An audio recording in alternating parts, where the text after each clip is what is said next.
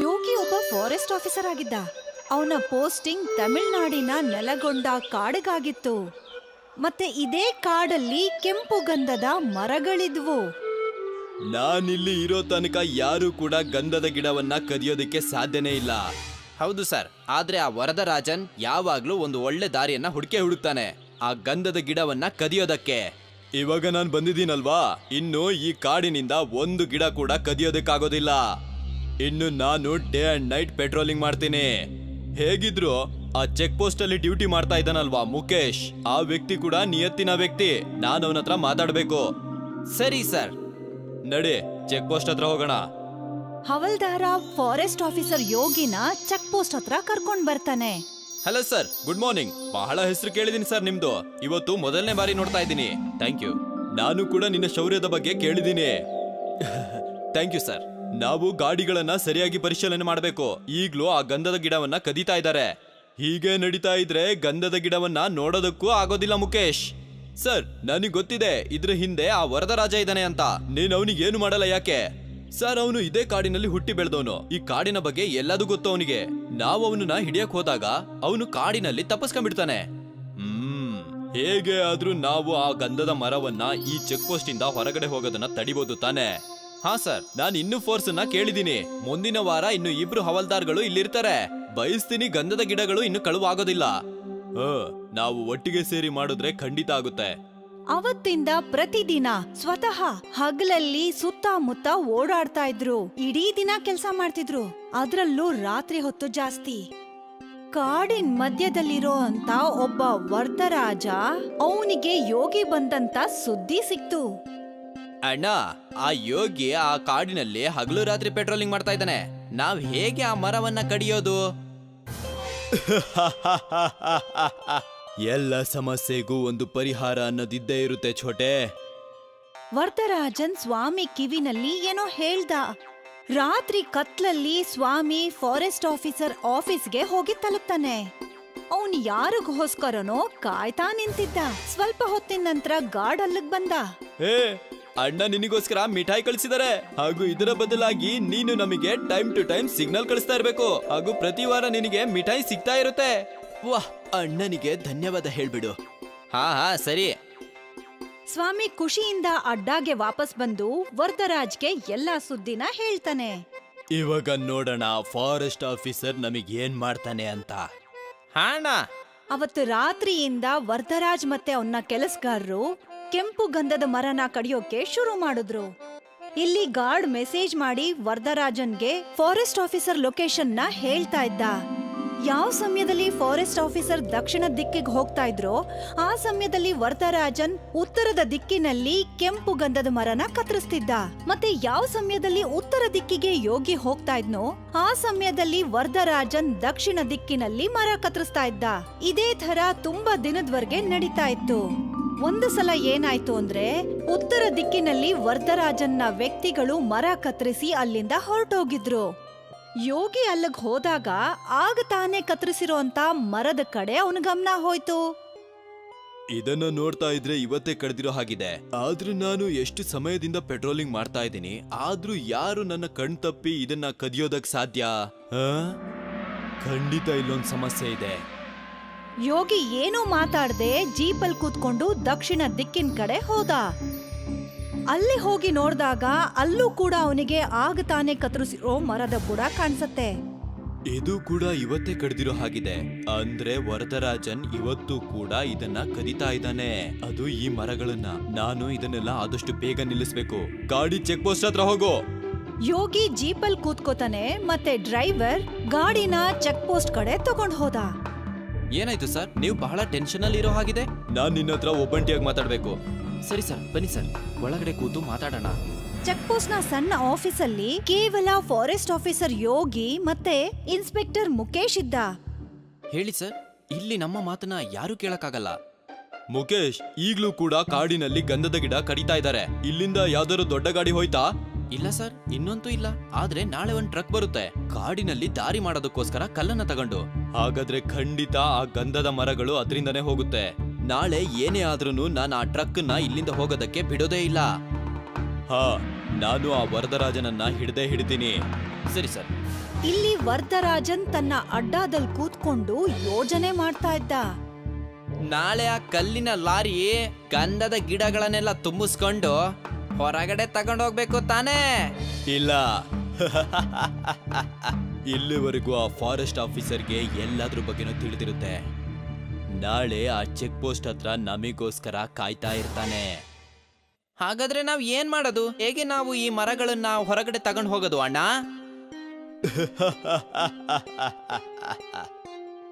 ವರದರಾಜನ್ ತನ್ನ ಯೋಜನೆನ ಮುಗಿಸಿದ್ದ.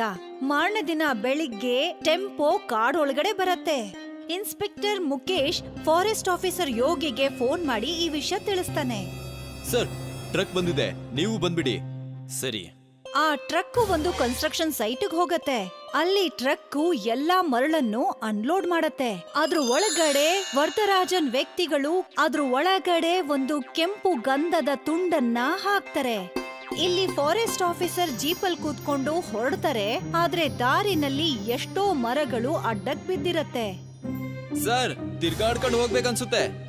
ಇದೆಲ್ಲ ವರದರಾಜನ್ನೇ ಮಾಡಿರ್ತಾನೆ. ಸರಿ ಸರ್, ನಾವು ಅವನನ್ನ ಹಿಡಿಲೇಬೇಕು. ವರದರಾಜನ್ ಅಲ್ಲಿಂದ ಹೊರಟೋಗ್ತಾನೆ. ಫಾರೆಸ್ಟ್ ಆಫೀಸರ್ ಯೋಗಿ ಕೂಡ ಅಲ್ಲಿಗೆ ಬಂದು ತಲುಪಿದಾಗ ವರದರಾಜನ್ ಟ್ರಕ್ ಅನ್ನ ತಗೊಂಡ್ ಹೊರಟೋಗಿದ್ದ. ಚೆಕ್ ಪೋಸ್ಟ್ ಹತ್ರ ಹೋಗೋ. ಯೋಗಿ ಇನ್ಸ್ಪೆಕ್ಟರ್ ಮುಕೇಶ್ಗೆ ಕಾಲ್ ಮಾಡ್ದ. ಮುಕೇಶ್, ಅವರೆಲ್ಲ ಹೋಗ್ಬಿಟ್ಟಿದ್ದಾರೆ. ಇವಾಗ ನೀನೇ ಅವರನ್ನ ಹಿಡಿಬೇಕು. ಸರಿ ಸರ್. ಇನ್ಸ್ಪೆಕ್ಟರ್ ಮುಕೇಶ್ ತನ್ನ ವ್ಯಕ್ತಿಗಳನ್ನ ನಿಲ್ಲಿಸ್ಕೊಂಡು ಚೆಕ್ ಪೋಸ್ಟ್ ಅಲ್ಲೇ ನಿಂತಿದ್ದ.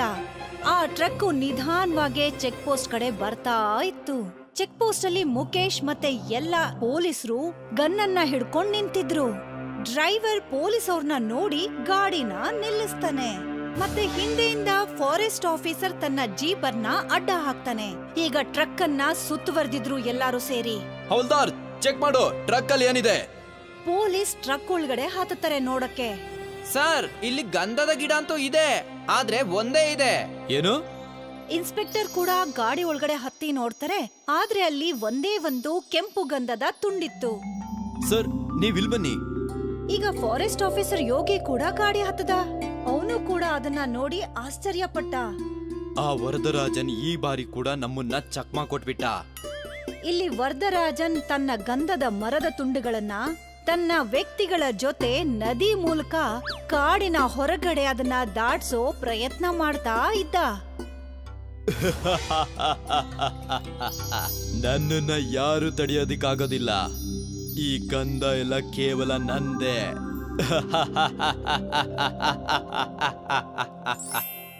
ಆನಂದ್ಪುರ್ ಎಂಬ ಊರಲ್ಲಿ ನರೇಂದ್ರ ಎಂಬ ಒಂದಾತ ಇರ್ತಿದ್ದ. ಆ ಊರಲ್ಲಿ ಅವ್ರಿಗೆ ಒಂದು ಡಾಬಾ ಇರ್ತಿತ್ತು. ಅವ್ರ ಡಾಬಾನ ತುಂಬಾ ನಿಯತ್ತಿಂದ ನಡೆಸ್ತಿದ್ರು. ಊಟ ಏನಾದ್ರೂ ಮಿಕ್ಕಿದ್ರೆ ಅಲ್ಲೇ ಅಕ್ಕಪಕ್ಕ ಇರೋ ನಾಯಿಗಳಿಗೆ ಹಾಕ್ತಿದ್ರು. ಒಂದ್ಸಲ ಅವ್ರ ಡಾಬಾ ಹೊರಗಡೆ ಒಂದ್ ಕೋತಿ ಬಂದಿತ್ತು. ಅದು ನರೇಂದ್ರ ಕೈಯಲ್ಲಿರೋ ರೊಟ್ಟಿ ನೋಡ್ತಿತ್ತು. ಅರೇ, ನಿಂಗೂ ರೊಟ್ಟಿ ಬೇಕಾ? ಸರಿ ಬಾ, ತಗೋ, ತಿನ್ನು ತಿನ್ನು. ನರೇಂದ್ರ ಆ ರೊಟ್ಟಿನ ಕೆಳಗಿಟ್ಟ. ತಕ್ಷಣ ಆ ಕೋತಿ ಅದನ್ನ ಎತ್ಕೊಳ್ಳುತ್ತೆ. ಶಬಾಷ್. ನರೇಂದ್ರ ಇನ್ನೂ ಸ್ವಲ್ಪ ರೊಟ್ಟಿಗಳನ್ನ ಕೆಳಗಿಟ್ರು. ಆ ಕೋತಿ ಅದನ್ನು ತಗೊಂಡು ಅಲ್ಲಿಂದ ಹೊರಟೋಗುತ್ತೆ. ಅದು ದಿನ ಸಾಯಂಕಾಲ ನರೇಂದ್ರನ ಡಾಬಾಗ್ ಬರ್ತಿತ್ತು. ನರೇಂದ್ರ ಅದಕ್ಕೆ ಮಿಕ್ಕೋಗಿರೋ ರೊಟ್ಟಿನ ಕೊಡ್ತಿದ್ರು. ನೀವದಕ್ಕೆ ರೊಟ್ಟಿ ಹಾಕಿ ಹಾಕಿ ಅದು ಯಾವಾಗ್ಲೂ ಕೂಡ ಇಲ್ಲಿ ಬಂದು ರೊಟ್ಟಿ ಕೇಳ್ತಾನೆ ಇದೆ. ಹಳ್ಸಿದ ರೊಟ್ಟಿ ಹಾಕಿದ್ರಿ, ಈಗ ಬಿಸಿ ಬಿಸಿ ರೊಟ್ಟಿಯನ್ನ ಹಾಕ್ತಾ ಇದ್ದೀರಾ ನೀವು. ಅರೇ, ಪರವಾಗಿಲ್ಲ ಅಶೋಕ್. ನಿನ್ ರೀತಿ ನನ್ ರೀತಿ ಆ ಮಂಗಂಗೂ ಕೂಡ ಒಂದು ಫ್ಯಾಮಿಲಿ ಇರುತ್ತೆ. ಅದಕ್ಕೋಸ್ಕರ ಅದು ರೊಟ್ಟಿಯನ್ನ ತಗೊಂಡು ಹೋಗುತ್ತೆ. ಸೌಕರ್ಯ ಅದೇಗ್ ನಿಮ್ಗೆ ಗೊತ್ತಾ? ಒಂದ್ ವೇಳೆ ಇದು ಒಬ್ಬಂಟಿಯಾಗಿದ್ರೆ ಇಲ್ಲೇ ಎಲ್ಲವನ್ನ ತಿಂತಾ ಇತ್ತು. ಹಾಗದು ಮಾಡ್ಲೇ ಇಲ್ಲ. ಕೊಟ್ಕೊಳ್ಳಿ ತಗೊಂಡು ಹೋಗುತ್ತೆ. ಎಷ್ಟು ಚಪಾತಿ ಕೊಟ್ರು ಕೂಡ ಎಲ್ಲವನ್ನ ತಗೊಂಡು ಹೋಗುತ್ತೆ.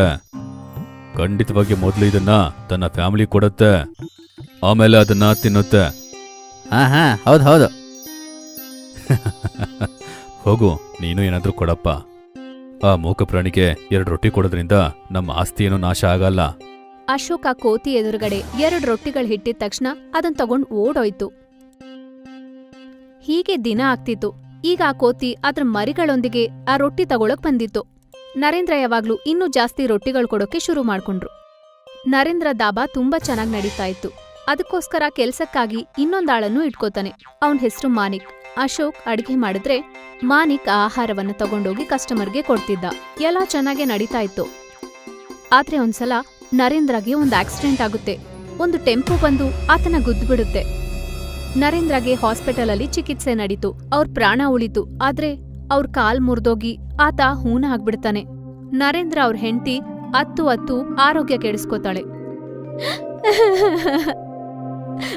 ದೇವ್ರಿಗೆ ನಮ್ಮೇಲೆ ಏನ್ ಕೋಪನೋ ಗೊತ್ತಿಲ್ಲ.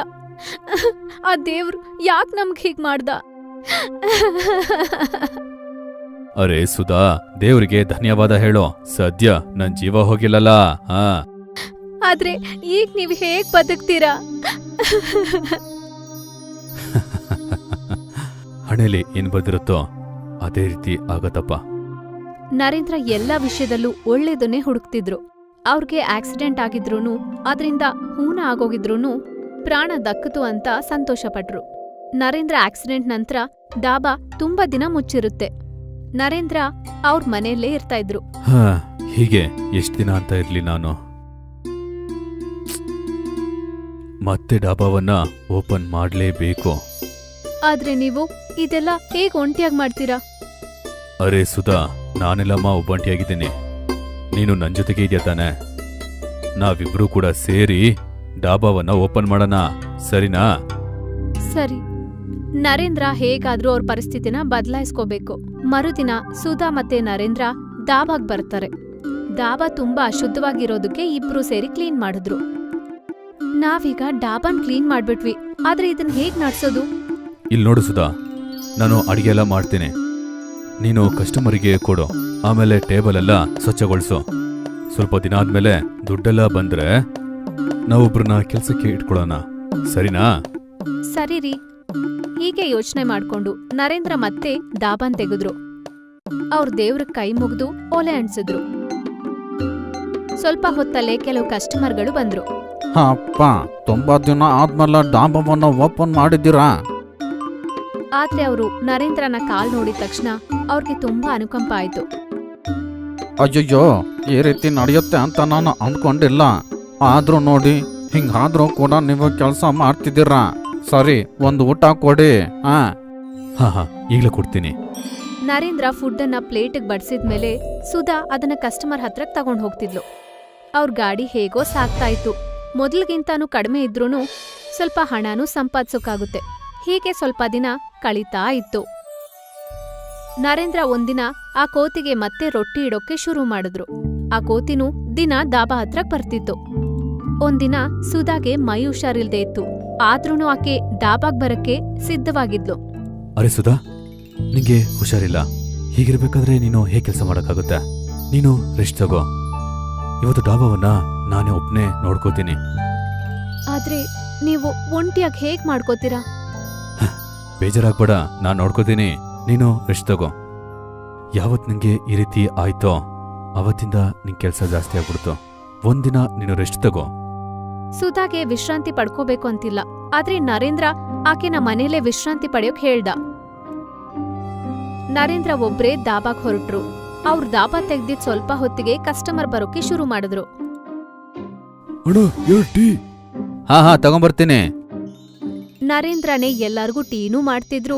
ಹಾಗೆ ಕಷ್ಟಪಟ್ಟು ಅವರೇ ಎಲ್ಲಾರ್ಗೂ ಟೀನೂ ಕೊಡ್ತಾ ಇದ್ರು. ಹಾಗೆ ಕುಂಡ್ಕೊಂಡೇ ಕಸ್ಟಮರ್ಸ್ಗೆ ಎಲ್ಲ ಸಪ್ಲೈ ಮಾಡ್ತಿದ್ರು. ದಿನ ಬರೋ ಆ ಕೋತಿ ಆತನ ಕಷ್ಟವನ್ನ ನೋಡ್ತಿತ್ತು. ಆ ಕೋತಿ ಏನ್ ನೆನ್ಸ್ಕೊಳ್ತೋ ಏನೋ. ಆ ಕೋತಿ ಡಾಬಾ ಒಳಗ್ ಹೋಗಿ ನರೇಂದ್ರ ಕೈಯಲ್ಲಿರೋ ಪ್ಲೇಟ್ ತಗೊಂಡು ಕಸ್ಟಮರ್ಸ್ಗೆ ಎತ್ಕೊಂಡೋಗಿ ಕೊಡ್ತಿತ್ತು. ನರೇಂದ್ರ ಶಾಕ್ ಆಗೋದ್ರು. ಆ ಕೋತಿ ಯಾಕೆ ಹೀಗ್ ಮಾಡ್ತಿದೆ ಅಂತ ಅವ್ರಿಗೆ ಅರ್ಥ ಆಗಿಲ್ಲ. ಕೋತಿ ಅಲ್ಲೇ ನೆಲದ ಮೇಲೆ ಕೂತ್ಕೊಂಡ್ಬಿಡ್ತು. ಸ್ವಲ್ಪ ಹೊತ್ ನಂತರ ಇನ್ನೂ ಸ್ವಲ್ಪ ಕಸ್ಟಮರ್ಗಳು ಬಂದ್ರು. ಮತ್ತೆ 3 ಊಟ. ಹಾ ಹಾ, ತಗೊಂಬರ್ತೀನಿ. ನರೇಂದ್ರ ಪ್ಲೇಟಲ್ಲಿ ಲಂಚ್ ಇಡ್ತಾ ಇದ್ದ. ಆ ಕೋತಿ ಆ ಪ್ಲೇಟ್ನ ತಗೊಂಡು ತುಂಬಾ ಹುಷಾರಾಗಿ ಕಸ್ಟಮರ್ಸ್ಗೆಲ್ಲ ಎತ್ಕೊಂಡೋಗಿ ಸಪ್ಲೈ ಮಾಡ್ತಿತ್ತು. ಆ ನಂತರ 2ನೇದು 3ನೇದು ಅಂತ ತಗೊಂಡೋಗ್ ಕೊಡ್ತಿತ್ತು. ಕಸ್ಟಮರ್ಸ್ ಎಲ್ಲ ಶಾಕ್ ಆಗೋದ್ರು. ಅರೆ, ಹೇಳಿ ಸರಿನೇ, ನಿಮ್ಮ ಡಾಬಾದಲ್ಲಿ ಮಂಗ ಎಲ್ಲ ಕೆಲಸ ಮಾಡ್ತಿದೆ? ಹಾ, ಇಲ್ಲ, ಮಂಗ ಕೆಲಸ ಮಾಡ್ತಾ ಇಲ್ಲ. ಆ ಮಂಗ ನಂಗೆ ಸಹಾಯ ಮಾಡ್ತಾ ಇದೆ. ಇದಕ್ಕೆ ನಾನು ರೊಟ್ಟಿ ಕೊಟ್ಟೆ. ಪಾಪ, ಇದು ನಂಗೆ ಸಹಾಯ ಮಾಡ್ತಾ ಇದೆ. ಹಾಗ ಕೋತಿ ದಿನವಿಡೀ ಡಾಬಾ ಅಲ್ಲಿ ಕೆಲಸ ಮಾಡ್ತಿತ್ತು. ಹಾಗೂ ನರೇಂದ್ರ ಅದಕ್ಕೆ 3-4 ರೊಟ್ಟಿ ಕೊಟ್ರು. ಆ ರೊಟ್ಟಿನೂ ತಗೊಂಡು ಆ ಕೋತಿ ಹೊರಟೋಯ್ತು. ಇದು ಮತ್ತೆ ಬರಲ್ಲ ಅನ್ಸುತ್ತೆ. ಆದ್ರೆ ಸ್ವಲ್ಪ ಹೊತ್ತಲ್ಲೇ ಕೋತಿ ವಾಪಸ್ ಬಂದಿದ್ದಕ್ಕೆ ನರೇಂದ್ರ ಶಾಕ್ ಆಗೋದ್ರು. ಅದ್ರೊಟ್ಟಿಗೆ ಅದ್ರ ಹೆಂಡ್ತಿನೂ ಮರಿಗಳು ಬಂದ್ವು. ಕೋತಿ ಮರಿಗಳನ್ನ ಮರದ ಮೇಲೆ ಬಿಟ್ಬಿಡ್ತು. ನಂತರ ಅದು ಮತ್ತೆ ಅದ್ರ ಹೆಂಡ್ತಿನೂ ದಾಬಾ ಒಳಗೆ ಇರ್ತಿದ್ರು. ಈಗ ಯಾವಾಗೆಲ್ಲ ಕಸ್ಟಮರ್ಸ್ ಬರ್ತಾರೋ ಕೋತಿ ದಂಪತಿಗಳು ಕಸ್ಟಮರ್ಸ್ಗೆ ಪ್ಲೇಟ್ ತಗೊಂಡೋಗಿ ಕೊಡ್ತಾರೆ. ನಂತರ ಎಂಜಲ್ ಪ್ಲೇಟ್ಸ್ನು ತಂದ್ ವಾಪಸ್ ಕೊಡುತ್ತೆ. ಬೆಳಿಗ್ಗೆಯಿಂದ ಸಾಯಂಕಾಲ ತನಕ ಹೀಗೆ ನಡೀತಿತ್ತು. ಥ್ಯಾಂಕ್ಸ್ ಅಪ್ಪ. ನರೇಂದ್ರ ಕೋತಿ ಒಂದು ಕುಟುಂಬಕ್ಕೆ ತುಂಬಾ ಒಳ್ಳೆ ಆಹಾರವನ್ನು ಮಾಡಿದ್ರು. ಅದನ್ನ ತಗೊಂಡೋಗಿ ಆ ಕುಟುಂಬಕ್ಕೆ ಕೊಡ್ತಾರೆ. ಇನ್ನ ಆ ದಿನದಿಂದ ಆ ಕೋತಿ ಕುಟುಂಬ ದಿನ ಡಾಬಾಗ್ ಬರ್ತಾ ಇತ್ತು. ತಮಿಳುನಾಡಿನ ಕನ್ಯಾಕುಮಾರಿ ದಕ್ಷಿಣ ಭಾರತದ ಕೊನೆಯ ತುದಿಯಲ್ಲಿದೆ. ಇದರ ಮುಂದೆ ವಿಶಾಲವಾದ ಹಿಂದೂ ಮಹಾಸಾಗರವಿದೆ. ಅದು ಹಾಗೇನೆ ಮುಂದೆ ಹೋಗಿ ಹಿಮದಿಂದ ಕೂಡಿರುವಂತಹ ಅಂಟಾರ್ಟಿಕಾಗೆ ಸೇರುತ್ತೆ. ಈ ಕತೆ ಕನ್ಯಾಕುಮಾರಿಯ ಹತ್ರ ಇರುವ ಒಂದು ಪುಟಸ್ಪುರ್ ಅನ್ನೋ ಹೆಸರಿನ ಊರಲ್ಲಿ ನೆಲೆಸಿರುವಂತಹ ಅಬ್ದುಲ್ನ ಕತೆ. ಅಬ್ದುಲ್ ಕುರಿಗಳನ್ನೆಲ್ಲ ಸಾಕ್ತಾ ಇದ್ದ. ಅವನ ಹತ್ರ ಸರಿಸುಮಾರು ಚಿಕ್ಕದು ದೊಡ್ಡದು ಎಲ್ಲಾನು ಸೇರಿಸಿ 20 ಕುರಿಗಳಿದ್ದವು. ಗುರ್ತು ಹಿಡಿಯೋಕೋಸ್ಕರ ಅಬ್ದುಲ್ ಅದರ ಮೇಲೆಲ್ಲ ಬಿಳಿ ಪೇಂಟಿನಲ್ಲಿ ನಂಬರ್ ಬರಿತಾ ಇದ್ದ. ಅಪ್ಪ, ಕುರಿ ನಂಬರ್ 15ರಲ್ಲಿ ಅದರ ಪೇಂಟ್ ಅಳ್ಸ್ ಹೋಗ್ತಾ ಇದೆ. ನಾನ್ ಸ್ಕೂಲಿಂದ ಚಾಕ್ ತಗೊಂಡ್ ಬಂದಿದ್ದೀನಿ. ಈ ಕುರಿಗಳ ಮೇಲೆ ನಾನ್ ನಂಬರ್ ಬರೀಲ್ಲ. ಸರಿ ಸಕಿನಾ ಬೇಟಿ, ಬರೆದ್ ಬಿಡು. ಸಕೀನಾ ಕುರಿಗಳ ಮೇಲೆ ನಂಬರ್ಗಳನ್ನ ಬರೆಯಕಂತ ಹೋದಾಗ ಅಬ್ದುಲ್ ಹೆಂಡತಿ ಹಮೀದಾ ಅಬ್ದುಲ್ಗೆ ಹೀಗೆ ಹೇಳ್ತಾಳೆ, ಸಕೀನಾದು ಫೀಸ್ನ ಕಟ್ಬೇಕು ಮತ್ತು ಗಯಾಸ್ ಕೂಡ ಮೊಬೈಲ್ ಬೇಕಂತ ಅಳ್ತಿದ್ದಾನೆ. 13ನೇ ಕುರಿ ತುಂಬಾ ದೊಡ್ಡದಾಗಿದೆ. ನೀವ್ ಅದನ್ ಮಾರ್ಬಿಡಿ, ನಮ್ಗೆ ದುಡ್ಡಿನ ಅವಶ್ಯಕತೆ ತುಂಬಾ ಇದೆ. ಸರಿ, ನಾನಿವತ್ತು ಸಂಜೆ ಮೋಹಿತಣ್ಣನ ಹತ್ರ ಹೋಗ್ತೇನೆ. ಯಾವ್ದಾದ್ರೂ ಕುರಿ ದೊಡ್ಡದಾದಾಗ ಅಬ್ದುಲ್ ಆ ಕುರಿಗಳನ್ನ ತಗೊಂಡು ಒಂದು ಮಟನ್ ಶಾಪ್ಗೆ ಹೋಗ್ತಾ ಇದ್ದ. ಬಾ ಅಬ್ದುಲ್ಲಾ ಬಾ, ಇವತ್ತೇನ್ ತಂದಿದೀಯಾ? ಇವತ್ತಿನ ಮಾಲು ತುಂಬಾ ಚೆನ್ನಾಗಿದೆ ಅಣ್ಣ. ನನಗಂತೂ ಅದಕ್ಕೆ 15,000 ರೂಪಾಯಿ ಸಿಗ್ಬೇಕು ಮೋಹಿತಣ್ಣ. ಈ ಕುರಿಗೆ 15,000 ಅಂತೂ ಸಿಗೋದೇ ಇಲ್ಲ. ಇಂಥ ಕುರಿಗಳು 7-8 ಸಾವಿರಕ್ಕೆಲ್ಲ ಸಿಗುತ್ತೆ. ಆದ್ರೆ ನೀನ್ ನನಗೆ ಪರಿಚಯದವನಲ್ವಾ, ಅದಕ್ಕೆ ನಿನ್ಗೆ 10,000 ರೂಪಾಯಿ ಕೊಡ್ತೀನಿ. ಅದಕ್ಕಿಂತ ಜಾಸ್ತಿ ಇಷ್ಟೊಂದು ದುಡ್ಡು ಯಾರು ನಿನ್ ಕೊಡೋದಿಲ್ಲ. ಅಬ್ದುಲ್ ಆ ಕುರಿನ 10,000 ರೂಪಾಯಿಗೆ ಮಾರ್ಬಿಟ್ಟ. ಅವನು ಪೇಡ ಮತ್ತೆ ಆ ದುಡ್ಡನ್ನ ತಗೊಂಡು ಮನೆಗೆ ಬಂದ್ಬಿಟ್ಟ. ಆ ಕುರಿ ಎಷ್ಟಕ್ ಮಾರ್ಬಿಟ್ರಿ? ಮೋಹಿತಣ್ಣ ನನಗೆ 10,000 ರೂಪಾಯಿ ಕೊಟ್ರು. ಮೋಹಿತ್ ನಿಮ್ಗೆ ತುಂಬಾ ಕಡಿಮೆ ದುಡ್ಡನ್ನ ಕೊಡ್ತಾನೆ. ನೀವು ಬೇರೆ ಅಂಗಡಿಗೆ ಯಾಕೆ ಹೋಗಲ್ಲ ಹೇಳಿ? ಮೋಹಿತಣ್ಣ ನನಗೆ ತುಂಬಾ ಪರಿಚಯದವರು. ಅವರು ನನಗೆ ಸರಿಯಾದ ಬೆಲೆನೇ ಕೊಡ್ತಾ ಇದ್ದಾರೆ. 10,000 ರೂಪಾಯಿಗೆ ಸಕೀನಾಳ ಫೀಸ್ ಮತ್ತು ಗಯಾಸ್ನ ಮೊಬೈಲ್ ಫೋನ್ 2 ಬಂದ್ಬಿಡುತ್ತಾ? 3,000 ನನ್ನ ಹತ್ರನೇ ಇದೆ. 13,000ದಲ್ಲಿ ಈ ಎಲ್ಲ ಕೆಲಸನೂ ಆಗೋಗುತ್ತೆ. ಮಕ್ಕಳಿಗೆ ಈ ಸ್ವೀಟ್ ತಗೊಂಡೋಗಿ ಕೊಡು. ಅಬ್ದುಲ್ ಯಾವ್ದೇ ಕುರಿನ್ ಮಾರಕ್ ಹೋದಾಗ ಅವನ್ಗೆ ತುಂಬಾನೇ ಬೇಜಾರಾಗ್ತಾ ಇತ್ತು. ಯಾಕಂದ್ರೆ ಅವ್ನ್ ಕುರಿಗಳನ್ನ ಸಾಕಿ ಸಾಕಿ ಅವನ್ಗೆ ಅದರ ಮೇಲೆ ಪ್ರೀತಿ ಬರ್ತಾ ಇತ್ತು. ಆದ್ರೆ ಮಾರೋದು ಅಬ್ದುಲ್ಗೆ ಅವಶ್ಯಕತೆ ಇತ್ತು. ಕುದುರೆ ಹುಲ್ಲನ್ ಪ್ರೀತಿ ಮಾಡಿದ್ರೆ ಅದು ಹೊಟ್ಟೆಗೇನ್ ತಿನ್ಬೇಕು? ಅಬ್ದುಲ್ನ ಮನೆ ತುಂಬಾ ಹಳೇದಾಗಿ ರಿಪೇರಿಗೆ ಬಂದಿತ್ತು. ರಾತ್ರಿ ಎಲ್ರು ಮಲ್ಗಿದ್ದಾಗ ಜೋರಾಗಿ ಮಳೆ ಬಂದ ಕಾರಣದಿಂದ ಚಾವಣಿಯ ಒಂದು ದೊಡ್ಡ ತುಂಡು ಗಯಾಸ್ನ ಕಾಲಿನ ಮೇಲೆ ಬಿತ್ತು. ಗಯಾಸ್ನ ಕಾಲಿನ ಮೇಲೆ ತುಂಬಾನೇ ಏಟಾಯ್ತು ಮತ್ತು ಮನೆಯ ಚಾವಣಿಯಲ್ಲಿ ಒಂದು ದೊಡ್ಡ ಹೋಲಾಯ್ತು. ಗಯಾಸ್ನ ಕಾಲಿನ ಚಿಕಿತ್ಸೆಗೆ ತುಂಬಾನೇ ದುಡ್ಡು ಖರ್ಚಾಯ್ತು. ನಾನ್ ಯಾವತ್ತಿಂದ ಹೇಳ್ತಾ ಇದ್ದೆ ಮನೆಯನ್ನು ಸ್ವಲ್ಪ ರಿಪೇರಿ ಮಾಡಿಸಿ ಅಂತ. ಇವತ್ತು ಏನಾಯ್ತಂತ ನಿಮ್ಗೆ ಗೊತ್ತಲ್ವಾ? ಇವಾಗ ಚಿಕಿತ್ಸೆ ಕೂಡ ದುಡ್ಡು ಖರ್ಚಾಗ್ತಿದೆ ಮತ್ತೆ ಈ ಹೋಲನ್ನು ಕೂಡ ಮುಚ್ಚಿಸ್ಬೇಕು. ಅಲ್ಲ ನೀನೇ ಹೇಳು, ನಾನು ಈ ಮನೆಯನ್ನ ಸರಿಪಡಿಸೋದಕ್ಕೆ ನನ್ನ ಹತ್ರ ದುಡ್ಡಿಲ್ಲಿತ್ತು ಅಂತ. ಮತ್ತೆ ಈ ಹಳೆ ಮನೆಗೆ ಅಷ್ಟೊಂದು ದುಡ್ಡು ಖರ್ಚು ಮಾಡೋದು ಮೂರ್ಖತನ. ಇದು ಯಾವಾಗ ಬೇಕಾದ್ರೂ ಬಿದ್ದೋಗ್ಬೋದು. ನೀವ್ ಹೇಗಾದ್ರೂ ಮಾಡಿ ದುಡ್ಡನ್ನ ಸಂಪಾದಿಸಿ, ಆದ್ರೆ ಆದಷ್ಟು ಬೇಗ ನಾವು ಹೊಸ ಮನೆನ ಕಟ್ಸ್ಬೇಕು. ಹಾಗ್ ಮಾಡಿಲ್ಲ ಅಂದ್ರೆ ನಮ್ ತಲೆ ಮೇಲೆ ಸೂರ್ ಕೂಡ ಇರಲ್ಲ. ಈ ಕುರಿಗಳನ್ನೆಲ್ಲ ಸಾಕೋದ್ರಲ್ಲಿ ಅಷ್ಟೊಂದು ದುಡ್ಡು ಸಂಪಾದನೆ ಆಗೋದಿಲ್ಲ. ನಾನು ಬೇರೆ ಏನಾದ್ರೂ ಯೋಚನೆ ಮಾಡಬೇಕು. ಹಾ ಅಪ್ಪ, ಶಾಲೆಯಲ್ಲಿ ಮಕ್ಕಳು ಕೂಡ ನಮ್ಮನ್ನ ಕುರಿ ಮೇಕೆ ಅಣ್ಣ ತಂಗಿ ಅಂತ ಹೇಳಿ ತಮಾಷೆ ಮಾಡ್ತಾರೆ. ನೀವು ಬೇರೆ ಏನಾದ್ರೂ ಕೆಲಸ ಮಾಡಿಯಲ್ಲ. ಅಬ್ದುಲ್ಗೆ ಪೇಡ ಅಂದ್ರೆ ತುಂಬಾನೇ ಇಷ್ಟ ಆಯ್ತು. ಅವ್ನು ಯೋಚನೆ ಮಾಡ್ದ ಅವ್ನ್ ಪೇಡಗಳನ್ನ ಯಾಕೆ ಮಾರಬಾರ್ದು ಅಂತ. ನಾನು ಕನ್ಯಾಕುಮಾರಿಗೆ ಹೋಗ್ತೀನಿ, ಮತ್ತೆ ಅಲ್ಲಿ ನಾನು ಪೇಡ ಮಾಡಿ ಮಾರ್ತೀನಿ. ಆದ್ರೆ ನಿಮ್ಗೆ ಪೇಡ ಮಾಡಕ್ ಬರಲ್ಲ ಅಲ್ವಾ? ಅದಕ್ಕೆ ನಾನು ಯಾವ್ದಾದ್ರೂ ಅಂಗಡಿಯಲ್ಲಿ ಕೆಲಸ ಮಾಡಿ ಪೇಡ ಮಾಡೋದನ್ನ ಕಲಿತೀನಿ. ಅಪ್ಪ, ನೀವು ಪೇಡ ಮಾಡೋದನ್ನ ಕಲಿಬೇಕು ಅಂದ್ರೆ ಎಲ್ಲೂ ಕೆಲಸ ಮಾಡೋ ಅಗತ್ಯ ಇಲ್ಲ. ಆ ದಿನ ನೀವು ಪೇಡ ತಂದಿದ್ರಲ್ಲ, ಆಗ ನಾನು ಯೂಟ್ಯೂಬ್ನಲ್ಲಿ ಪೇಡ ಮಾಡೋ ವಿಡಿಯೋ ನೋಡಿದೆ. ಅಬ್ದುಲ್ ಎಲ್ಲ ಕುರಿಗಳನ್ನ ಮಾರ್ಬಿಟ್ಟ ಮತ್ತು ಕನ್ಯಾಕುಮಾರಿಗೆ ಹೋಗಿ ಪೇಡ ಮಾಡೋ ಎಲ್ಲ ಸಾಮಗ್ರಿಗಳನ್ನ ತಂದ. ಮತ್ತೆ ಅವನೊಂದು ಅಂಗಡಿನ ತೆರೆದು ಅಲ್ಲಿ ಅದನ್ನ ಮಾರಕ್ಕೆ ಶುರು ಮಾಡ್ತಾನೆ. ಪೇಡ ಎಷ್ಟು 1 ಕೆಜಿಗೆ? ಕೆಜಿಗೆ 200 ರೂಪಾಯಿ ಮಾತ್ರ. ನನ್ನ ಮಕ್ಕಳು ಕಲ್ಲರ್ ಪೇಡ ತಿಂತಾರೆ. ನಿಮ್ಮ ಹತ್ರ ಏನಾದರೂ ಕಲ್ಲರ್ ಪೇಡ ಇದೆಯಾ? ಅಯ್ಯೋ, ಈಗಂತೂ ಇಲ್ಲ ಅಣ್ಣ, ಆದರೆ ಆದಷ್ಟು ಬೇಗ ಮಾಡಿಸ್ಕೊಡ್ತೀನಿ. ನಿಧಾನಕ್ಕೆ ಅವನ ವ್ಯಾಪಾರ ಹೆಚ್ಚಾಗ್ತಾ ಹೋಗುತ್ತೆ. ಮತ್ತ ಅವನ ಅಂಗಡಿ ಸಿಟಿಯಲ್ಲಿ ಅಬ್ದುಲ್ ಪೇಡಾವಾಲಾ ಅಂತ ತುಂಬಾನೇ ಫೇಮಸ್ ಆಗ್ತಾ ಇರುತ್ತೆ. ಯಾವಾಗ ಅಬ್ದುಲ್ ಹತ್ರ ತುಂಬಾ ದುಡ್ಡು ಸೇರುತ್ತೋ ಅವನು ತನಗೋಸ್ಕರ ಅಂತ ಒಂದು ಹೊಸ ಮನೆಯನ್ನ ಕಟ್ಟಿಸ್ತಾನೆ. ಮಕ್ಕಳೇ, ನಿಮ್ಮ ಪರೀಕ್ಷೆಗಳೆಲ್ಲ ಮುಗಿದ ನಂತರ ನಾವು ಶ್ರೀಲಂಕಾಗೆ ಹೋಗೋಣ. ಅಬ್ದುಲ್ನ ಕುಟುಂಬ ಶ್ರೀಲಂಕಾಗೆ ತಿರ್ಗಕ್ಕಂತ ಹೋದಾಗ ಅವರು ತಮ್ಮ ಜೊತೆ ಅವ್ರ ಅಂಗಡಿಯ ಪೇಡಗಳನ್ನ ಕೂಡ ತಗೊಂಡೋದ್ರು. ಅವರು ಶ್ರೀಲಂಕಾದ ಜನರಿಗೆ ಫ್ರೀಯಾಗಿ ಪೇಡಗಳನ್ನ ಕೊಡ್ತಾ ಇದ್ರು. ಹೇಳಿ ಅಣ್ಣ, ನಮ್ಮ ಪೇಡ ಹೇಗಿದೆ ಅಂತ? ನಿಮ್ಮ ಪೇಡದ ರುಚಿ ಅಂತೂ ತುಂಬಾ ಅದ್ಭುತವಾಗಿದೆ. ನಮ್ಮಲ್ಲಿ ಇಲ್ಲಿ ಆಲಿ ಅನ್ನೋ ಒಬ್ಬ ವ್ಯಕ್ತಿ ಪೇಡ ಮಾಡ್ತಿದ್ದಾನೆ. ಆದ್ರೆ ಇವತ್ತು ನನಗೆ ಗೊತ್ತಾಯ್ತು ಅವ್ನು ಮಾಡೋ ಪೇಡದಲ್ಲಿ ಯಾವುದೇ ರುಚಿ ಇಲ್ಲ ಅಂತ. ಅಬ್ದುಲ್ನ ಕುಟುಂಬದವರು ಕೂಡ ಆಲಿಯ ಪೇಡನ ತಿಂದ್ಬಿಟ್ಟು ನೋಡಿದ್ರು. ಛೀ, ಇದು ಕಹಿ ಅನ್ಸ್ತಾ ಇದೆ. ಇದನ್ನ ನುಂಗಕ್ಕೂ ತುಂಬಾ ಕಷ್ಟ ಆಗ್ತಿದೆ. ಅಪ್ಪ, ಕನ್ಯಾಕುಮಾರಿಯಲ್ಲಿ ನಿಮ್ಮ ಅಂಗಡಿ ತುಂಬಾನೇ ಫೇಮಸ್ ಆಗಿದೆ. ಅಲ್ಲಿನ ಅಂಗಡಿಯಲ್ಲಿ ಕೆಲ್ಸದವ್ರನ್ನ ಬಿಟ್ಟು ನೀವು ಇಲ್ಲೊಂದು ಹೊಸ ಅಂಗಡಿನ ಓಪನ್ ಮಾಡಿ. ನೀನ್ ಸರಿಯಾಗಿ ಹೇಳಿದೆ ಸಕೀನಾ. ಈಗ ನಾನು ನನ್ನ ಬಿಸ್ನೆಸ್ನ ಶ್ರೀಲಂಕಾದಲ್ಲೂ ಮಾಡ್ತೀನಿ. ಅಬ್ದುಲ್ ಭಾರತದಿಂದ ಪೇಡಗಳನ್ನ ತಂದ್ಬಿಟ್ಟ ಮತ್ತು ಶ್ರೀಲಂಕಾದಲ್ಲಿ ಮಾರಕ್ಕೆ ಶುರು ಮಾಡ್ತಾನೆ. ಶ್ರೀಲಂಕಾದಲ್ಲಿ ಕೂಡ ಅಬ್ದುಲ್ನ ವ್ಯಾಪಾರ ತುಂಬಾ ಚೆನ್ನಾಗಿ ಆಗಕ್ ಶುರು ಆಯ್ತು. ಅಲ್ಲಿಯ ಪೇಡನ್ ತಿನ್ನಲು ಯಾವುದೇ ಜನ ಬರ್ತಾನೆ ಇರ್ಲಿಲ್ಲ. ಅಲ್ಲಿ ಒಂದು ದಿನ ಅಬ್ದುಲ್ ಹತ್ರ ಹೋಗ್ತಾನೆ. ಅಣ್ಣೋರೇ, ನೀವು ನಿಮ್ಮ ಪೇಡನ ಯಾವ ಥರ ತಯಾರು ಮಾಡ್ತೀರಿ? ನಾನು ಅದನ್ನ ನೋಡಿ ಕಲ್ತ್ಕೊಬೇಕು ಅನ್ಕೊಂಡಿದ್ದೀನಿ. ನಿಮಗೆ ಸ್ವಾಗತ ಗೆಳೆಯ. ನಾನು ಅದ್ರ ಬಗ್ಗೆ ನಿಮಗೆ ಚೆನ್ನಾಗಿ ಹೇಳ್ಕೊಡ್ತೀನಿ ಮತ್ತೆ ಕಲ್ಸ್ಕೊಡ್ತೇನೆ. ಅಲ್ಲಿ ಅಬ್ದುಲ್ ಪೇಡ ಮಾಡೋ ಎಲ್ಲ ಪ್ರಾಸೆಸ್ನ ನೀಟಾಗಿ ನೋಡ್ತಾನೆ ಇರ್ತಾನೆ. ಅವನ್ಗೇನ್ ಅರ್ಥ ಆಯ್ತು ಅಂದ್ರೆ ವ್ಯತ್ಯಾಸ ಪೇಡಗೆ ಹಾಕೋ ಸಾಮಗ್ರಿಯಲ್ಲೇ ಇತ್ತು ಅಂತ. ಅಬ್ದುಲ್ ಅಣ್ಣ, ನೀವು ಅಷ್ಟೊಂದು ಗುಣಮಟ್ಟದ ವಸ್ತುಗಳನ್ನ ಈ ಪೇಡಗೆ ಯಾಕೆ ಉಪಯೋಗಿಸ್ತಿದ್ದೀರಾ? ಲೋ ಕ್ವಾಲಿಟಿ ವಸ್ತುಗಳನ್ನ ಹಾಕಿ ಪೇಡ ಮಾಡಿ, ಲಾಭ ಜಾಸ್ತಿ ಬರುತ್ತೆ, ಸಂಪಾದನೆ ಹೆಚ್ಚಾಗುತ್ತೆ. ಇಲ್ಲ, ನಾನು ಹಾಗೆ ಮಾಡೋಕ್ಕಾಗಲ್ಲ. ನಾನು ನನ್ನ ಗ್ರಾಹಕರಿಗೆ ಅತ್ಯುತ್ತಮ ಕ್ವಾಲಿಟಿಯ ಪೇಡವನ್ನು ಕೊಡಬೇಕು ಅಂತ ಅಂದ್ಕೊಂಡಿದ್ದೀನಿ. ನೀವು ಕೂಡ ನಿಮ್ಮ ಪೇಡದ ಕ್ವಾಲಿಟಿಯನ್ನು ಸುಧಾರಿಸಿ. ನೋಡು, ನೀನು ಮತ್ತೆ ನಾನು ಸೇರ್ಕೊಂಡು ಲೋ ಕ್ವಾಲಿಟಿಯ ಪೇಡಗಳನ್ನ ಮಾಡಿದ್ರೆ ಯಾರಿಗೂ ಕ್ವಾಲಿಟಿಯ ಬಗ್ಗೆ ಯಾವ ವಿಷಯನೂ ಗೊತ್ತೇ ಆಗೋದಿಲ್ಲ. ನಮ್ಮಿಬ್ರಿಗೆ ಲಾಭ ಆಗುತ್ತೆ. ನೀನ್ ಹೇಳು, ನಾನು ನಮ್ಮ ಇಂಪೋರ್ಟರ್ಸ್ ಹತ್ರ ನಿನ್ ಬಗ್ಗೆ ಮಾತಾಡ್ತೀನಿ. ಅವ್ರು ನಿಂಗೆ ಕಮ್ಮಿ ಮಾಲ್ಗಳನ್ನೆಲ್ಲ ಕೊಟ್ಬಿಡ್ತಾರೆ. ಇಲ್ಲ ಅಣ್ಣ, ನನಗೆ ಕಮ್ಮಿ ಐಟಮ್ಗಳೆಲ್ಲ ಬೇಡ.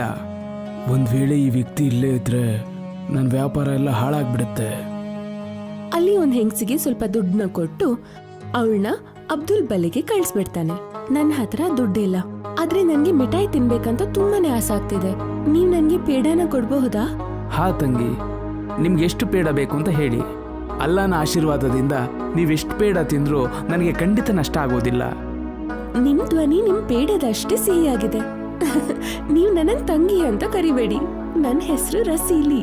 ನೀವ್ ನನ್ನ ರಸೀಲಿ ಅಂತಾನೆ ಕರೀರಿ. ನಾನ್ ನಿಮ್ಮನ್ ಸ್ವಲ್ಪ ಪರ್ಸನಲ್ ಆಗಿ ಭೇಟಿ ಆಗ್ಬೇಕು. ನೀವ್ ಏನಾದ್ರೂ ಫ್ರೀ ಇದ್ದೀರಾ? ಅಲ್ಲಿಯ ಪ್ಲಾನ್ ಏನಂದ್ರೆ ರಸೀಲಿ ಅಬ್ದುಲ್ನ ಸಿಕ್ಕಾಕ್ಸ್ತಾಳೆ ಅಂತ ಮತ್ತು ಅವನ ಮೇಲೆ ಸುಳ್ಳು ಆಪಾದನೆಗಳನ್ನೆಲ್ಲ ಮಾಡಿ ಅವನ ಹೆಸರನ್ನ ಹಾಳು ಮಾಡಿ ಅವನ್ನ ಜೈಲ್ ಕಳಿಸ್ತಾಳೆ ಅಂತ. ಆದ್ರೆ ಅಲ್ಲಿಯ ಪ್ಲಾನ್ ಫಲಿಸ್ಲಿಲ್ಲ. ಅಬ್ದುಲ್ ರಸೀಲಿಯ ಮಾತುಗಳನ್ನು ಕೇಳಿಸ್ಕೊಂಡು ಅವಳನ್ನ ಅರ್ಥ ಮಾಡ್ಕೊಳ್ತಾನೆ ಮತ್ತು ಹೇಳುತ್ತಾನೆ, ನಾನೊಬ್ಬ ಮದ್ವೆ ಆಗಿರೋ ವ್ಯಕ್ತಿ, ಆದ್ರಿಂದ ನಾನು ನಿನ್ನ ಒಂಟಿಯಾಗಿ ಭೇಟಿ ಆಗೋದಿಲ್ಲ. ಅವ್ನ್ ಯಾವ್ದೇ ಹೆಂಗಸಿನ ಬಲೆಗೆ ಬೀಳಲ್ಲ. ನೀವು ಬೇರೆ ಏನಾದ್ರೂ ಪ್ಲಾನ್ ಮಾಡಿ. ಅಲ್ಲಿ ತನ್ಗೆ ಗೊತ್ತಿರುವಂತಹ ಒಂದು ಮಂತ್ರಿ ಹತ್ರ ಹೋಗ್ತಾನೆ. ಮಂತ್ರಿಗಳೇ, ಅಬ್ದುಲ್ ಅನ್ನೋ ಒಬ್ಬ ಭಾರತೀಯ ವ್ಯಕ್ತಿ ನನ್ನ ಉಸಿರುಗಟ್ಟಿಸ್ಬಿಟ್ಟಿದ್ದಾನೆ. ನೀವು ಯಾವ್ದಾದ್ರೂ ಒಂದು ಕಾನೂನನ್ನು ಅವನ ಮೇಲೆ ಹೇರಿ ಅವನನ್ನು ವಾಪಸ್ ತಮಿಳುನಾಡಿಗೆ ಕಳಿಸ್ಬಿಡಿ. ಭಾರತ ಸರ್ಕಾರದ ಜೊತೆ ನಮ್ಮ ಸಂಬಂಧವನ್ನ ಸರಿಯಾಗಿ ಇಟ್ಕೊಳ್ಳೋದು ನಮ್ಮ ಕರ್ತವ್ಯ ಕಣೋ. ಭಾರತ ಸರ್ಕಾರ ಎಲ್ಲಾ ವಿಷಯದಲ್ಲೂ ನಮಗೆ ಸಹಾಯ ಮಾಡ್ತಿದೆ. ಅಂಥದ್ರಲ್ಲಿ ಒಬ್ಬ ಭಾರತೀಯ ವ್ಯಕ್ತಿಗೆ ನಾವು ತೊಂದರೆ ಕೊಡೋದು ಅಷ್ಟು ಒಳ್ಳೇದಲ್ಲ. ನೀನು ನಿನ್ ಕೆಲಸ ಎಷ್ಟು ಅಷ್ಟು ನೋಡ್ಕೋ. ಅಲ್ಲಿ ತುಂಬಾ ಕೋಪಗೊಂಡು ತನ್ನ ಮನೆಗೆ ಹೋಗ್ತಾನೆ. ಏನಾಯ್ತು? ಇತ್ತೀಚೆಗೆ ನೀವ್ ಯಾಕೆ ಇಷ್ಟೊಂದು ಚಿಂತೆಯಲ್ಲಿದ್ದೀರಾ? ನನ್ ಚಿಂತೆ ಕಟ್ಕೊಂಡು ನಿನ್ಗೇನಾಗ್ಬೇಕು? ನಿಮ್ಗೆಲ್ಲ ತಿನ್ನೋದಕ್ಕೆ ಮತ್ತೆ ಒಳ್ಳೆ ಬಟ್ಟೆ ಬೇಕಷ್ಟೇ. ತಿನ್ನೋದ್ರಲ್ಲಿ ಮತ್ತು ಒಳ್ಳೆ ಬಟ್ಟೆ ಕೇಳೋದ್ರಲ್ಲಿ ತಪ್ಪೇನಿದೆ? ಆದ್ರೆ ನೀವ್ ಇಷ್ಟೊಂದು ಚಿಂತೆ ಯಾಕೆ ಆಗ್ತಿದ್ದೀರಾ ನನಗೆ ಹೇಳಿ. ಬಹುಶಃ ನಾನ್ ನಿಮ್ಗೆ ಉಪಾಯನ ಹೇಳ್ಬಹುದು. ಅಲ್ಲಿ ತನ್ನ ಹೆಂಡತಿಗೆ ಸಮಸ್ಯೆನ ಹೇಳುತ್ತಾನೆ. ನನ್ನ ಅಣ್ಣ ಶಾರುಖ್ ಅಂಟಾರ್ಕ್ಟಿಕಾಗೆ ಯಾತ್ರೆಗೆ ಹೋಗುತ್ತಿದ್ದಾನೆ. ಆ ಮನುಷ್ಯನನ್ನು ಹಡಗಿನಲ್ಲಿ ಕೂರಿಸಿ ಅಂಟಾರ್ಕ್ಟಿಕಾಗೆ ಕಳಿಸ್ಬಿಡಿ. ಅಲ್ಲಿ ತುಂಬಾನೇ ಹಿಮ ಇರುತ್ತೆ. ಅವನ್ ಹೆಪ್ಪುಗಟ್ಟಿ ಅಲ್ಲೇ ಸತ್ತೋಗ್ತಾನೆ. ಅಲ್ಲಿಯ ಬಾಮೈದ ಅಂಟಾರ್ಕ್ಟಿಕಾಗೆ ಹೋಗುವ ಒಂದಿನ ಮುಂಚೆ ಅವನು ಅಲ್ಲಿರುವ ಸ್ವಲ್ಪ ಗೂಂಡ ರೌಡಿಗಳನ್ನ ಸೇರಿಸಿ ಅಬ್ದುಲ್ನ ಕಿಡ್ನಾಪ್ ಮಾಡೋ ಕೆಲ್ಸವನ್ನು ಅವ್ರಿಗೆ ನೀಡುತ್ತಾನೆ. ಅಬ್ದುಲ್ನ ಕೈಕಾಲ್ಗಳನ್ನ ಕಟ್ಟಿ ಮತ್ತು ಕಣ್ಗಳಿಗೆ ಕೂಡ ಪಟ್ಟಿನ ಹಾಕಿ ಅವನ್ನ ಒಂದು ಹಡಗಿನ ಮೇಲೆ ಕೂರಿಸ್ತಾರೆ. ಅಲ್ಲಿಯ ಬಾಮೈದ ಹಿಮದಲ್ಲಿ ಕೂಡಿರುವಂತಹ ಅಂಟಾರ್ಕ್ಟಿಕಾದಲ್ಲಿ ಅಬ್ದುಲ್ನ ಬಿಟ್ಟು ಬರುತ್ತಾನೆ. ಅಲ್ಲಿ ಎಲ್ಲಿ ನೋಡಿದ್ರು, ತುಂಬಾ ದೂರವರೆಗೂ ನೋಡಿದ್ರು ಹಿಮ ಪರ್ವತ ಬಿಟ್ಟು ಬೇರೆ ಏನೂ ಇರ್ಲಿಲ್ಲ. ತುಂಬಾ ಕಷ್ಟ ಬಿದ್ದು ಅಬ್ದುಲ್ ತನ್ನ ಕಣ್ಣು ಕಟ್ಟಿರುವಂತ ಪಟ್ಟಿನ ತೆಗಿತಾನೆ. ಈಗ ನಾನು ಎಲ್ಲಿ ಬಂದಿರೋದು? ಇಲ್ಲಂತೂ ತುಂಬಾ ಶೀತ ಇದೆ, ನನಗೆ ತುಂಬಾನೇ ಹಸುವಾಗ್ತಾ ಇದೆ. ಇಲ್ಲಂತೂ ತಿನ್ನೋದಕ್ಕೂ ನನಗೇನು ಸಿಗ್ತಾ ಇಲ್ಲ. ಅವಾಗ ಅಬ್ದುಲ್ ಕಿವಿಗೆ ಹಿಂದೆಯಿಂದ ಯಾರೋ ಗರ್ಜಿಸುವಂತ ಧ್ವನಿ ಕೇಳುತ್ತೆ. ಅಬ್ದುಲ್ನ ಹಿಂದೆ ಒಂದು ಬಿಳಿ ಕರಡಿ ಇತ್ತು. ಆ ಕರಡಿ ಅಬ್ದುಲ್ನ ಓಡಿಸ್ತಾ ಇತ್ತು. ಮತ್ತೆ ಅಬ್ದುಲ್ ದಿಕ್ಕುಪಾಲಾಗಿ ಓಡ್ತಾ ಇದ್ದ. ಅಯ್ಯೋ ದೇವ್ರೆ, ಈ ಕಷ್ಟದಿಂದ ಕಾಪಾಡು ನನ್ನ. ಅಬ್ದುಲ್ ತುಂಬಾ ತಣ್ಣಗಿರೋ ನೀರಲ್ಲಿ ಧುಮುಕ್ತ. ಆಗ ಆ ಬಿಳಿ ಕರಡಿ ಅಬ್ದುಲ್ನ ಬಿಟ್ಬಿಡ್ತು. ಈ ಕರಡಿ ಏನಾದ್ರೂ ತಿನ್ನುತ್ತೆ ಅನ್ಸುತ್ತೆ. ನಾನು ಇದರ ಹಿಂದೆನೆ ಹೋದ್ರೆ ನನಗೂ ಏನಾದ್ರೂ ತಿನ್ನೋದಕ್ಕೆ ಸಿಗ್ಬೋದು. ಅಬ್ದುಲ್ ಕರಡಿಯ ಹಿಂದೆನೆ ಹೋಗುತ್ತಾನೆ. ಆ ಕರಡಿ ನೆಲದ ಮೇಲೆ ಬಿದ್ದಿರುವಂತ ಇನ್ನೊಂದು ಕರಡಿ ಹತ್ರ ಹೋಗ್ತಾ ಇರುತ್ತೆ. ನೆಲದಲ್ಲಿದ್ದ ಕರಡಿಯ ಹೊಟ್ಟೆಯಲ್ಲಿ ಒಂದು ಗಾಯವಾಗಿರುತ್ತೆ. ಅದರಿಂದ ರಕ್ತ ಬರ್ತಿರುತ್ತೆ. ನಾನು ಆ ಕರಡಿಗೆ ಸಹಾಯ ಮಾಡಬೇಕು. ಅಬ್ದುಲ್ ಭಯ ಪಡ್ಕೊಂಡೆ ಆ ಗಾಯಗೊಂಡಿರುವ ಕರಡಿ ಹತ್ರ ಬರ್ತಾನೆ ಮತ್ತು ತನ್ನ ಬಟ್ಟೆಯಿಂದನೇ ಆ ಕರಡಿಗೆ ಪಟ್ಟಿಯನ್ನ ಕಟ್ತಾನೆ. ಈಗ ಅಬ್ದುಲ್ ಹತ್ರ ಹಾಕೊಳ್ಳಕ್ಕೆ ಶರ್ಟ್ ಕೂಡ ಇರ್ಲಿಲ್ಲ. ಹೇ ದೇವ್ರೆ, ನನಗೆ ಸಹಾಯ ಮಾಡು. ಆಗ ಅಬ್ದುಲ್ನ ಮುಂದೆ ಒಂದು ದೇವಿ ಪ್ರತ್ಯಕ್ಷವಾಗ್ತಾಳೆ. ನಾನು ಹಿಮದ ದೇವಿ ಐಸ್ನೋ ಅಂತ. ನಾನು ಇಲ್ಲಿರೋ ಪ್ರಾಣಿಗಳನ್ನೆಲ್ಲ ಪಾಲನೆ ಮಾಡ್ತೀನಿ. ಪ್ರತಿ ಸಲ ಇಲ್ಲಿ ಬೇಟೆಗಾರರು ಬರ್ತಾರೆ ಮತ್ತು ಕರಡಿಗಳನ್ನೆಲ್ಲ ಬೇಟೆ ಮಾಡ್ತಾರೆ. ನೀನೊಂದು ಗಾಯವಾಗಿರೋ ಕರಡಿಗೆ ಸಹಾಯ ಮಾಡ್ತೆ. ನನ್ಗೆ ತುಂಬಾನೇ ಖುಷಿಯಾಗಿದೆ. ಅದಕ್ಕೋಸ್ಕರ ನಾನು ನಿನ್ಗೆ ಒಂದು ವರವನ್ನು ನೀಡುತ್ತೇನೆ. ದೇವಿ ಅಬ್ದುಲ್ಗೆ ಒಂದು ದಂಡವನ್ನು ನೀಡುತ್ತಾರೆ. ಈ ದಂಡವನ್ನು ನೀನು ಹಿಮಕ್ಕೆ ಸ್ಪರ್ಶಿಸು. ನೀನು ಯಾವ ವಸ್ತನ್ನು ಬಯಸುತ್ತೀಯೋ ಆ ವಸ್ತು ಆಗಿ ಹಿಮವು ಬದಲಾಗುತ್ತೆ. ನಾನು ಕನ್ಯಾಕುಮಾರಿಯಿಂದ ಬಂದಿದ್ದೀನಿ. ಮೊದಲಿಗೆ ನಾನು ಮಂಜಿನ ದೋಣಿಯನ್ನ ಮಾಡಿ ನಾನು ನಮ್ಮೂರ್ಗೆ ಹೋಗ್ತೀನಿ. ಆದ್ರೆ ನಾನು ನನ್ನ ಮನೆ ತಲುಪದ ಮೇಲೆ ಇದರ ಅಗತ್ಯ ಖಂಡಿತ ಇರಲ್ಲ ಅನ್ಸುತ್ತೆ. ಯಾಕಂದ್ರೆ ಕನ್ಯಾಕುಮಾರಿಯಲ್ಲಿ ಮಂಜು ಇರೋದೇ ಇಲ್ಲ. ನೀನಾದ್ರೆ ಚಿಂತೆ ಮಾಡಬೇಡ.